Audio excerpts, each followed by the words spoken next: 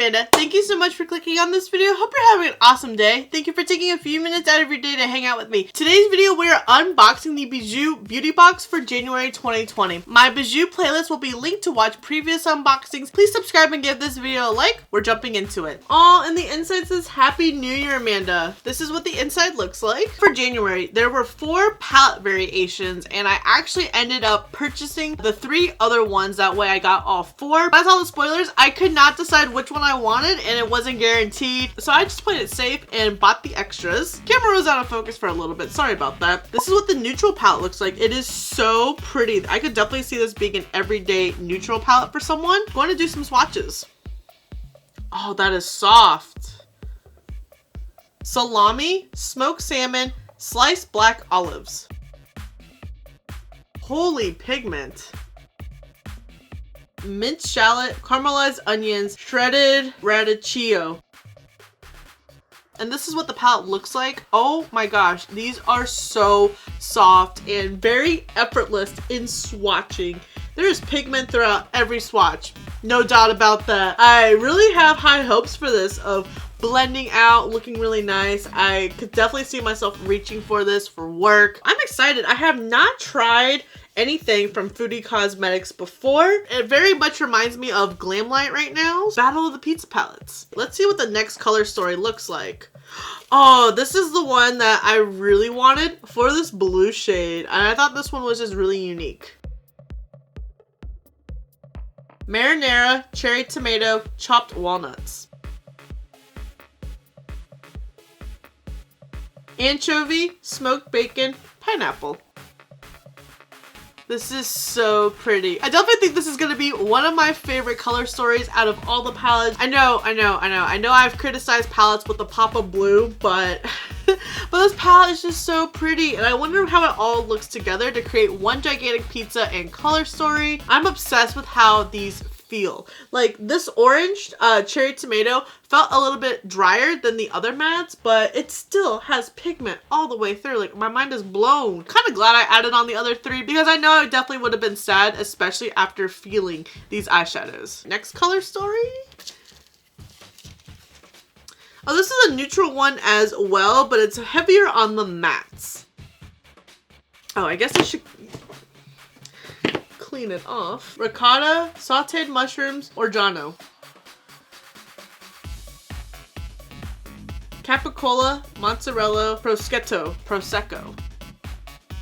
Yeah, this is probably my least favorite color story. I just find these colors very boring. Mostly they are mattes, which isn't bad. I just don't really do many just matte looks. I really like to have a shimmer, and the shimmer provided in this palette would be good for a brow highlight, which I don't do, and inner corners, which I've been not doing as much recently. Oh, this one's nice too. Maybe I spoke too soon on which my favorite one is going to be.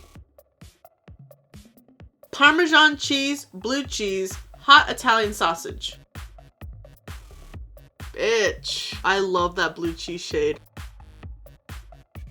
Eggplant, roasted beets, black bean. That is also really pretty. Roasted beets is the patchiest shade that I swatched. I don't know if it's because of the color or if it's just a fluke in the swatch, but I'll definitely have to test it out and see on the eyes. Overall, I am very super happy about getting all 4 palettes. There's just the one that I'm not completely crazy on. Maybe if it's paired with the right palette, I think that this one could have potential, especially with like a pop of something on the lower lash line. I don't find myself getting nearly as much use out of it, but I kind of want to explore some other palettes to pair it with. But I feel like all the other palettes definitely offers a lot to create different looks with. Between the other 3 palettes, it's kind of a toss-up of which one is my favorite.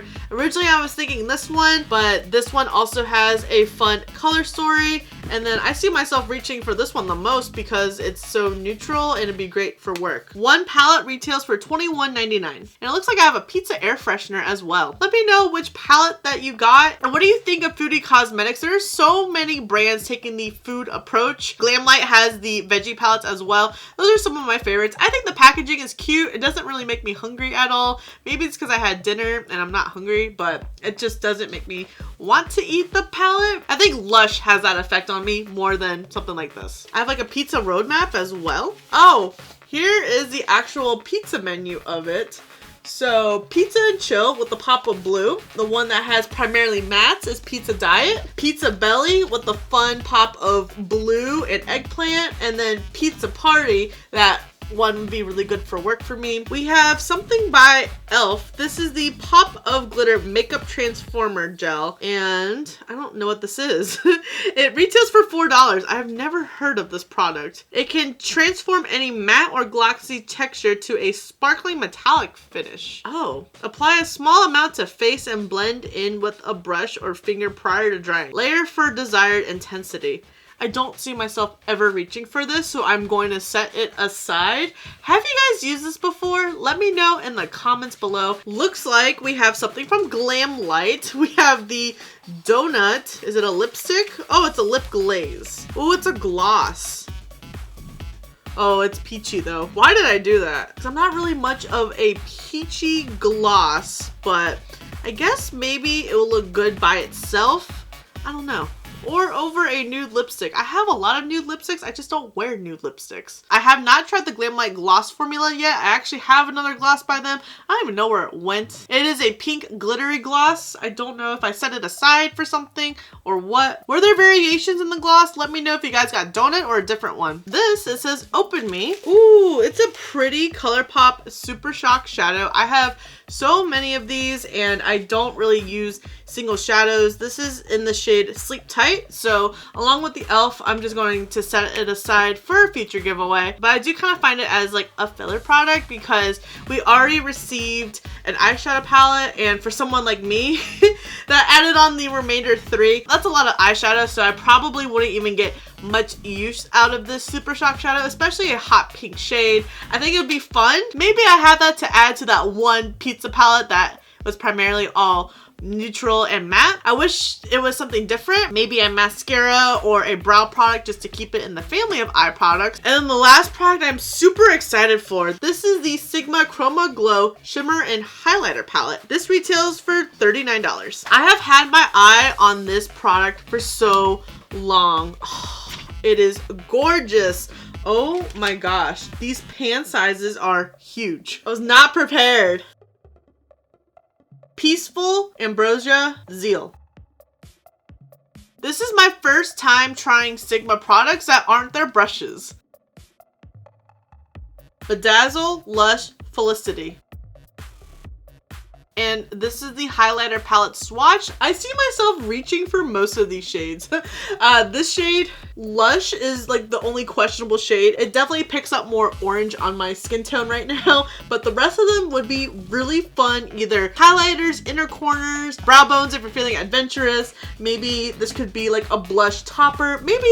Maybe Lush could as well. I love seeing Sigma products in subscription boxes. I know IPSY had them as add-ons. The Box by Fashion Stuff, we got a brush. And now we got this amazing highlighter palette. Let me know if there was any other Sigma variations. I think I saw a blush maybe, which I'm very curious about. They have like a blush face palette on Sigma's website that I'm eyeing. I think overall I really enjoyed the BIJOU box. I'm really excited for all these eyeshadow palettes. I definitely want to test them out in some upcoming videos. The highlighting palette is super pretty. I hope that the highlighters build up. They definitely swatched a little bit more sheer than an Ofra highlighter, which is really pigmented one swipe. I'm not much of a peach gloss. I don't know why I swatched it. I think I was just really excited to see the word Glam Light, but it might work out maybe with a lip liner or some nude lip products. So this will take a little bit more of exploration on my end. I hope it works out. I hope it's not super sticky. Didn't feel bad on my arm, but that's just a swatch and not on my lips. Wasn't that excited about this e.l.f. product. It's just something that I wouldn't really use. And that's just my personal preference, but I think e.l.f. has a lot of exciting new products coming out that definitely have